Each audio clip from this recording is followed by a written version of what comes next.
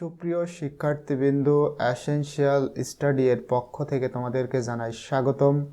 আজকে আমাদের ভিডিওর টপিক হচ্ছে অষ্টম শ্রেণীর ইংলিশ ইউনিট 1.3.6।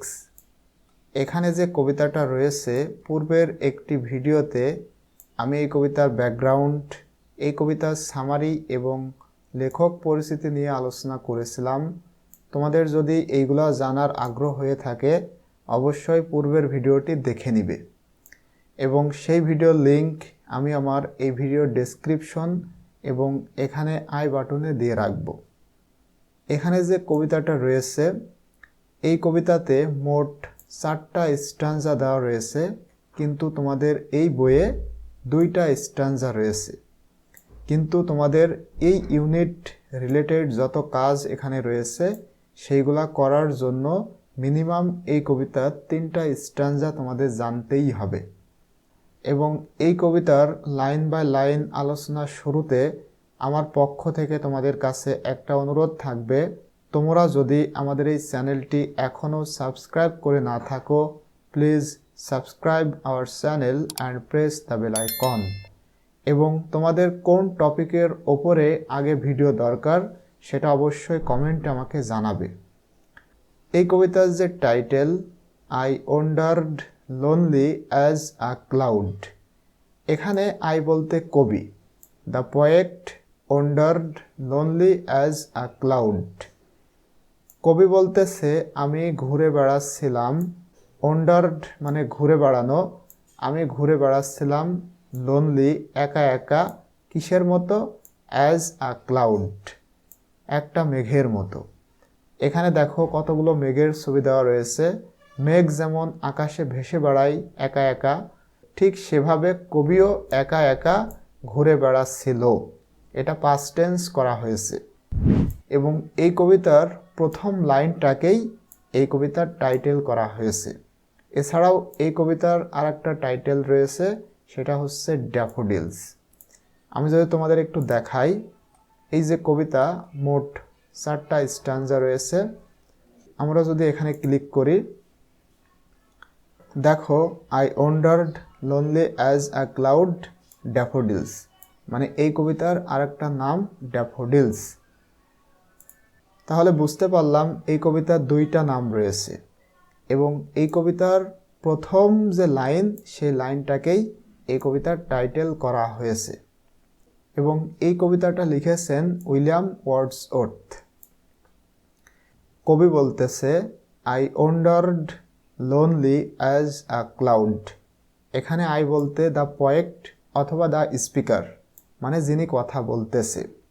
কবি বলতেছে আমি ঘুরে বেড়াচ্ছিলাম একা একা অ্যাজ আ ক্লাউড, মেঘের মতো।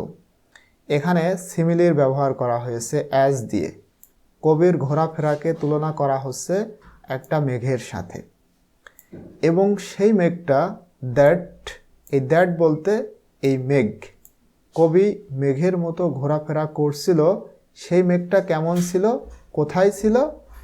দ্যাট ফ্লোটস, এই দ্যাট দিয়ে ক্লাউড, ক্লাউড ফ্লোটস, মেঘ ভেসে বেড়াচ্ছিল, ফ্লোটস মানে ভেসে বেড়ানো, কোথায়? On high over, O VER, ভিটা তুলে দিয়ে কনস্ট্রাক্ট করে এভাবে লেখা হয়েছে। দ্যাট ফ্লোটস, সেই মেঘটা ভেসে বেড়াচ্ছিল on high over vales and hills. Vales মানে উপত্যকা, হিলস মানে পাহাড়।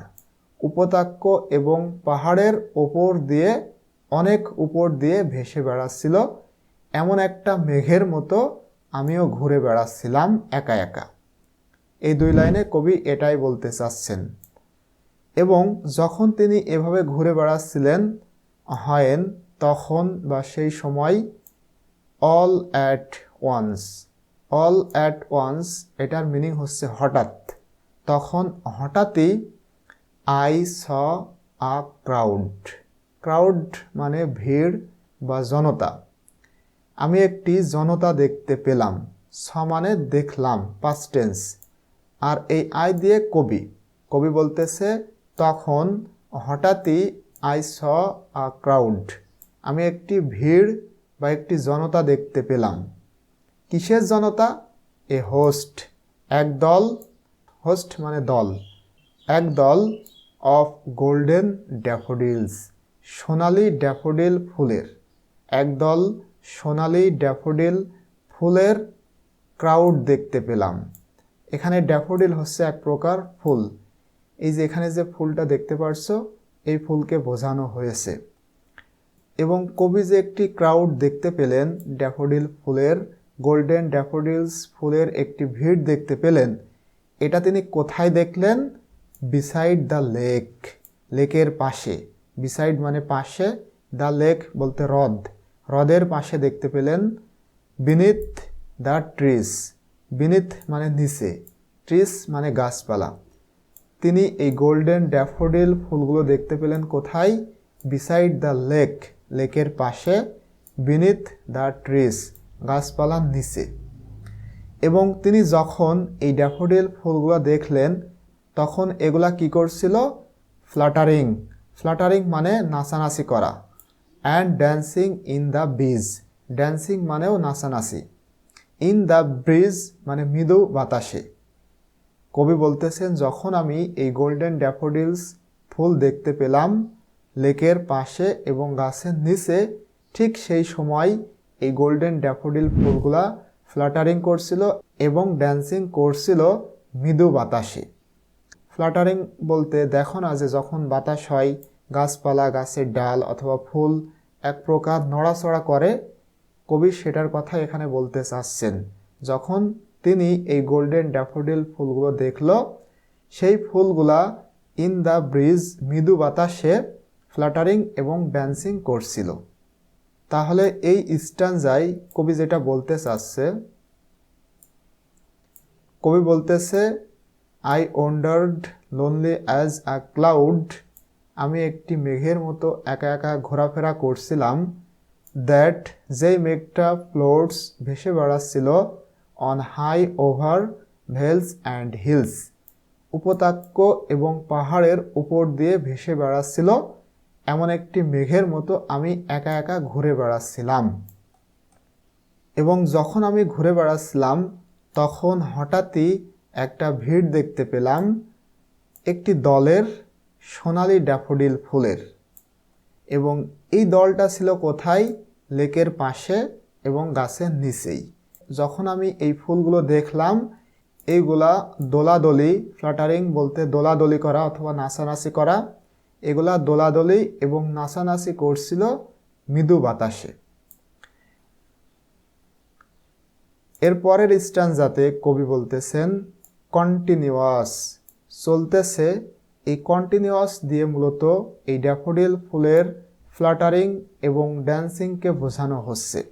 ড্যাফোডিল ফুলের ফ্লাটারিং, দোল খাওয়া এবং নাচানাচি, এটা চলতেছে কিসের মতো? অ্যাজ দ্য স্টার্স, তারার মতো। এখানে ড্যাফোডিল ফুলের ফ্লাটারিং এবং ড্যান্সিংকে তুলনা করা হচ্ছে তারাদের সাথে।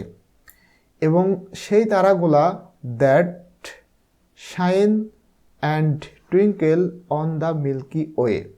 এখানে এই দ্যাট বলতে দ্য স্টার্স, তারাগুলার কথা বলা হচ্ছে।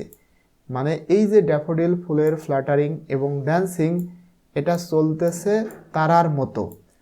কোন তারা? দ্যাট, সেই তারা, যেই তারা শাইন কিরণ দেয়, অ্যান্ড এবং টুইঙ্কেল এবং মিটমিট করে জ্বলে, on the milky way. Milky way মানে ছায়াপথ। ছায়াপথে তারা যেমন কিরণ দেয় এবং মিটমিট করে জ্বলে, ঠিক সেভাবেও এই ড্যাফোডিল ফুলগুলা ফ্লাটারিং এবং ড্যান্সিং করছে। দে স্ট্রেচড, এই দে বলতে ড্যাফোডিল ফুলগুলো, দে স্ট্রেচড, আর স্ট্রেচড মানে ছড়িয়ে ছিটিয়ে থাকা। এই ড্যাফোডিল ফুলগুলো ছড়িয়ে ছিটিয়ে ছিল ইন নেভার এন্ডিং লাইন, মানে মনে হচ্ছিল ইন নেভার, এটা কখনোই এন্ডিং লাইন। এর যে লাইন মানে ফুলগুলা যে প্রকারের লাইনে রয়েছে, এই লাইনগুলা মনে হচ্ছিল কখনোই শেষ হবে না। তার মানে এখানে তিনি অনেক ফুল দেখতে পেলেন। এবং এইগুলা ছড়িয়ে ছিটিয়ে ছিল কোথায়? অ্যালং, অ্যালং মানে বরাবর, অ্যালং দ্য মার্জিন, মার্জিন মানে কিনারা, along the margin of a বে। এই বে বলতে উপরে যে লেকটা ছিল এই লেককে বোঝানো হচ্ছে। বে মানে উপসাগর, কিন্তু এখানে এই লেককে বোঝানো হচ্ছে। দে স্ট্রেচড, এই ফুলগুলা ছড়িয়ে ছিটিয়ে ছিল অসমাপ্ত লাইনে, মানে অনেক লাইন, এবং এই লাইনগুলো ছিল কোথায়? এই লেক বা হ্রদের কিনারা বরাবর এগুলা লাইন ছড়িয়ে ছিটিয়ে ছিল। এবং এই অবস্থায় কবি বলতেছে 10,000, 10,000 স দেখলাম I at a glance. At a glance মানে এক নজরে, এক নজরে আই স 10,000।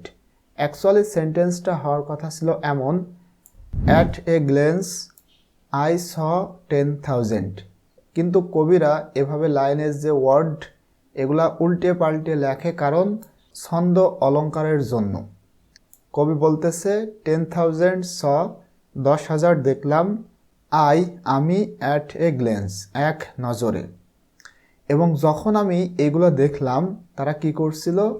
টোজিং দেয়ার হেডস, টোজিং মানে তাদের মাথা উঁচু করে, ইন স্প্রাইটলি ড্যান্স আনন্দের সহিত নাচানাচি করছিল। তাহলে এই স্ট্যান্জায় কবি যেটা বলতে চাচ্ছেন, কবি বলতেছেন আমি যে ড্যাফোডিল ফুলগুলো দেখলাম এগুলার ফ্লাটারিং এবং ড্যান্সিং চলছিল তারাদের মতো, যেই তারা মূলত shine and twinkle on the milky Way, কিরণ দেয় এবং মিটমিট করে জ্বলে মিল্কি ওয়েতে, ছায়াপথে। এই তারার মতো করে এই ড্যাফোডিল ফুলগুলা ফ্লাটারিং এবং ড্যান্সিং করছিল।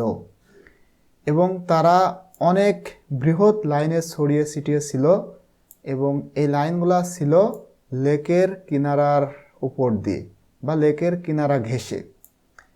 তারপর কবি বলতেছেন 10,000 দেখলাম আমি এক নজরে, মনে হচ্ছিল তাদের মাথা উঁচু করে ইন স্প্রাইটলি ড্যান্স আনন্দের সহিত নাচানাচি করছে।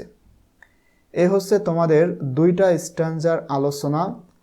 তোমাদের যদি এই কবিতার এখনও যে দুইটা স্ট্যান্জা রয়েছে ওই দুইটা স্ট্যান্জা জানার আগ্রহ থাকে অবশ্যই আমাকে কমেন্টে বলবে, ইনশাল্লাহ আমি ওই দুইটা স্ট্যান্জা তোমাদের সাথে শেয়ার করব। এবং অষ্টম শ্রেণীর ইংরাজি বইয়ের প্রতিটা ভিডিও পেতে আমাদের এই চ্যানেলের প্লেলিস্ট ফলো করতে পারো।